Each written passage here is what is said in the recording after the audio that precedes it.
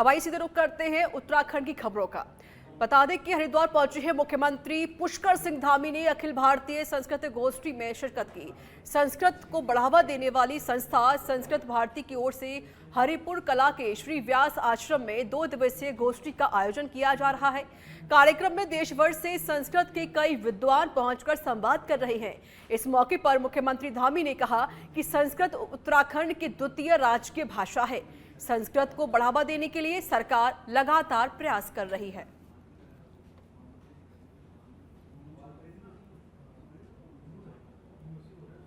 देव भाषा संस्कृत हमारे यहाँ जन जन की भाषा बने, राज्य के अंदर इनके प्रचार प्रसार के लिए हम पहले से बहुत सारा प्रयास कर रहे हैं और हमारे प्रयास और तेज़ी से होंगे, जिससे कि आने वाली पीढ़ी भी हमारी ये जो देव भाषा संस्कृत है ये केवल पूजा पाठ तक ही सीमित न रहे, बल्कि आम बोलचाल की भाषा बने, जन जन की भाषा। उत्तराखंड के भी प्रयास कर रहे हैं। पिछले दिनों हमने विधानसभा का जब सत्र गैरसैंण में आयोजित हुआ था तो वहाँ भी इस प्रकार का एक सभी को जो है भाषा सीखने के लिए होनी चाहिए, भाषा का सीखने का प्रयास करना चाहिए। एक हमने अधिवेशन में एक अलग से भी एक औपचारिक रूप से सेशन भी किया था और इसके साथ साथ बस अड्डे हैं, एयरपोर्ट है या जो हमारे सार्वजनिक स्थान हैं उन स्थानों पर हिंदी के साथ साथ संस्कृत भाषा में भी। और उत्तराखंड के राज्य की भौगोलिक संरचना इतनी विषम है कि यहाँ पर किसी भी कानून को लागू करने में कड़ी मशक्कत का सामना करना पड़ता है। ऐसे ही एक कड़े कानून को लागू करने के लिए इन दिनों राज्य के लोग सड़कों पर उतरे हुए हैं। राज्य में सशक्त भू कानून की मांग जोर पकड़ने लगी है, जिसमें राज्य के भीतर लोग पड़ोसी राज्य हिमाचल की तर्ज पर सशक्त भू कानून चाहते हैं। वहीं भाजपा के वरिष्ठ नेता और पूर्व मुख्यमंत्री भगत सिंह कोश्यारी ने भी राज्य में भूमि बंदोबस्त करने पर जोर दिया है। देखिए, इन दिनों उत्तराखंड में पिछले कुछ समय से भू कानून के बारे में बड़ी चर्चाएं चल रही हैं। भू कानून खंडूरी जी ने अपने समय में एक बड़ा आदर्श कानून बनाया था। संभवतया उसमें कुछ बदलाव हुआ है।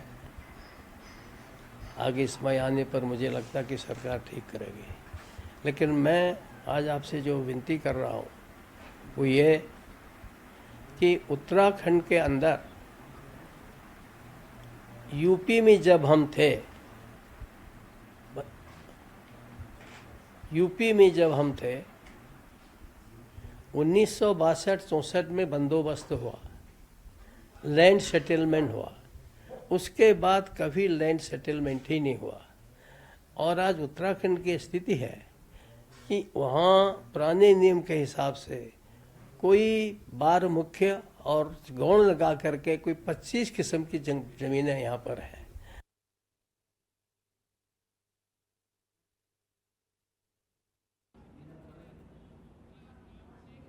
उत्तराखंड में लोकपाल की नियुक्ति के लिए मुख्यमंत्री पुष्कर सिंह धामी की अध्यक्षता में बनाई गई समिति की 1 साल बाद दूसरी बैठक हुई, जिसमें लोकायुक्त की नियुक्ति के साथ एक सदस्य के नाम पर भी चर्चा की गई। सदस्य के रूप में किसका नाम होगा, इसका फैसला राज्यपाल के अनुमोदन से बाद होगा, लेकिन यह कहा जा सकता है कि लोकपाल की नियुक्ति के लिए सरकार ने एक मजबूत प्रक्रिया शुरू कर दी है। चयन समिति की सदस्य ऋतु खंडूरी भूषण का कहना है कि मुख्यमंत्री पुष्कर सिंह धामी की अध्यक्षता में जो बैठक हुई है उस पर लोकायुक्त के नाम और प्रारूप पर चर्चा हुई है। चेयरमैनशिप के उसमें एक बैठक हुई है जिसमें मैं भी थी और हमारे जस्टिस मनोज तिवारी जी भी थे।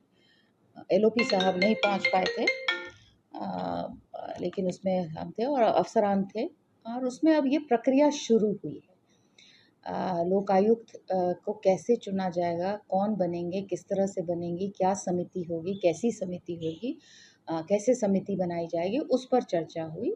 और ये भी एक निर्णय लिया गया कि एक और सदस्य को इसमें लिया जाएगा। अब वो सदस्य जो है वो गवर्नर साहब के द्वारा अनुमोदित जब हो जाएंगे तब आपको पता भी चल जाएगा कि किस तरह से ये कौन है, क्या है, और उसके बाद फिर आगे फिर कार्य होगा।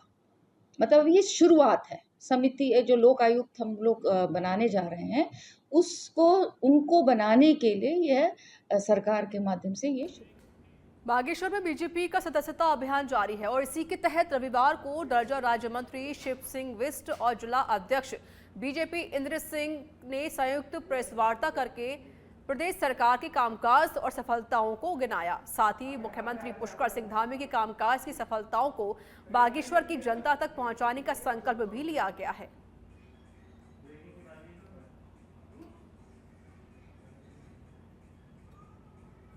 जो है हमारे यशस्वी मुख्यमंत्री श्रीमान पुष्कर धामी जी का जन्मदिन है और माननीय पुष्कर धामी जी द्वारा जो ऐतिहासिक कार्य उत्तराखंड के लिए किए गए, जिसमें समान नागरिक संहिता, नकल विरोधी, धर्मांतरण विरोधी, दंगा विरोधी और महिलाओं के लिए 30% आरक्षण और उत्तराखंड आंदोलनकारियों के लिए भी 10% जो उनके द्वारा 36 आरक्षण रखा गया। ऐसे उनके द्वारा अनेक ऐतिहासिक निर्णय उत्तराखंड सरकार में लिए गए और उन्हीं के द्वारा जो ऐतिहासिक निर्णय लिए गए उसका पूरे देश में अनुसरण किया गया। पूरे देश भर में और उसी के निमित्त हमारे प्रदेश में भी सदस्यता अभियान का कार्यक्रम चल रहा है और मेरा मानना है कि विगत जब 6 वर्ष पूर्व हमारी सदस्यता अभियान शुरू हुई थी तो लगभग 18 करोड़ के सदस्य भारतीय जनता पार्टी के थे और इस बार उसी लक्ष्य को लेकर भारतीय जनता पार्टी चली है। हमारे प्रदेश में भी विगत 6 वर्ष पूर्व 20 लाख हमारे सदस्य थे और उसी 20 लाख के लक्ष्य को लेकर हम प्रदेश में चले हैं और जिस तरह से हमारे प्रदेश के बहुत ही ऊर्जावान मुख्यमंत्री जी इस प्रदेश में कार्य कर रहे हैं और जिस तरह से भारतीय जनता पार्टी का संगठन इस प्रदेश में कार्य कर रहा है, मुझे मानना है कि हमारा जो 20 लाख का लक्ष्य है उससे अतिशीघ्र हम पूरा करेंगे और उस लक्ष्य को पूरा करने के साथ ही हमारा एक कार्यकर्ता गाँव जाकर हमारे प्रदेश के यशस्वी मुख्यमंत्री आदरणीय पुष्कर सिंह धामी जी के नेतृत्व में जो कार्य हो रहे हैं, हमारे देश के यशस्वी प्रधानमंत्री।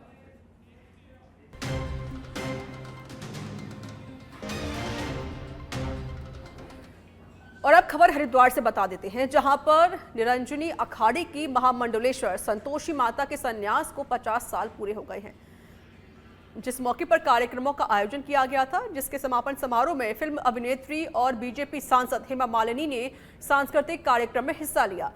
कनखल में आयोजित कार्यक्रम में हेमा मालिनी ने मंच से गंगा नृत्य नाटिका की प्रस्तुतियां दी। हेमा मालिनी की प्रस्तुति को देखने के लिए हजारों की तादाद में लोगों की भीड़ जुट गई।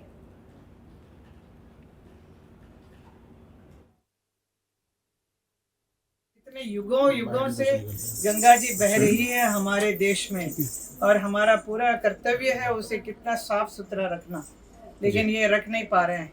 वैसे हालत हमारी सारे नदियों का है।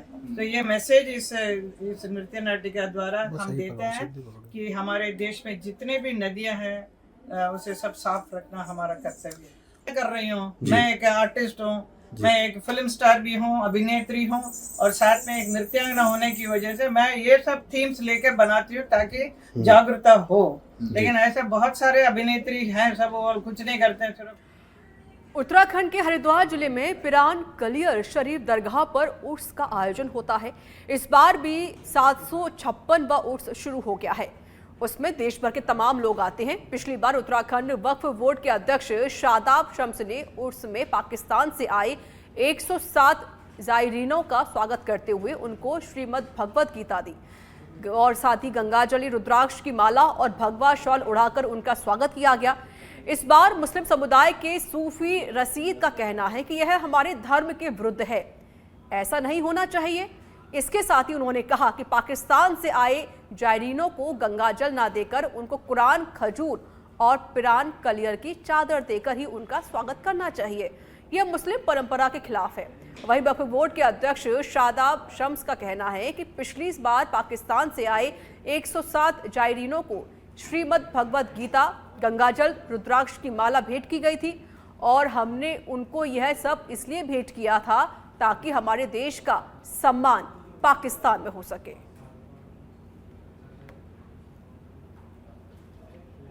के हिसाब से ये हमारा नहीं बनता है। हम उनको कुरान गिफ्ट करें, खजूरें गिफ्ट करें, साबिर पाक की चादरें गिफ्ट करें, ऐसा कोई तबल्लुक दें जो वो लोग लेकर अपने घर में सरकार साबिर पाक का, नबीयीन, सिद्दीकीन, शहीदान करबला और औलिया अल्लाह का फैजान लेकर अपने मुल्क वापस। हमें उम्मीद थी कि इस तरह की आपत्तियां आएंगी, हम 150 करोड़ लोग सनातन धर्म के मानने वालों की आध्यात्मिक राजधानी देवभूमि उत्तराखंड है और उस देवभूमि उत्तराखंड की धर्मनगरी हरिद्वार के एक कोने पर स्थित है पीरान कलियर। मुझे लगता है कि यहाँ से एक संदेश जाने की ज़रूरत हमेशा रहती है। पाकिस्तान से लोग आते हैं, हम उनकी आस्था का सम्मान करते हैं, वो साबिर पाक के मानने वाले हैं, लेकिन जो 150 करोड़ सनातनी हैं उनकी आस्था का सम्मान भी होना चाहिए।